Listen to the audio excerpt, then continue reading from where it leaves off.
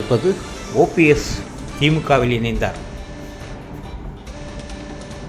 அவரது வருகை குறித்து வரவேற்றுள்ள முதலமைச்சர் மு.க. ஸ்டாலின், அன்பு சகோதரர் ஓபிஎஸ் தாய்க்கழகமான திமுகவில் இணைந்துள்ளார். அவரது வருகை மேலும் வலுப்பெற்றுள்ளது. பாசிச ஜனநாயக பாஜக சக்திகளுக்கு எதிராக நாம் ஒன்றிணைந்து போடுவோம், வெல்வோம் ஒன்றாக என்று குறிப்பிட்டுள்ளார். மேலும் அவர் கூறுகையில், 2026 சட்டமன்ற தேர்தல் என்பது திமுகவிற்கும் பாசிச ஜனநாயக கட்சியான பாஜகவுக்கும் இடையான போட்டி. இதை உணர்ந்து மேலும் நல்ல ஜனநாயக சக்திகள் நம்முடன் இணைந்துள்ளன என்று குறிப்பிட்டுள்ளார். அன்பானவர், பண்பானவர், அவரது நல்வரவாகட்டும், தமிழகத்தை வெல்வோம் என்றும் குறிப்பிட்டுள்ளார் முதலமைச்சர் மு.க. ஸ்டாலின்.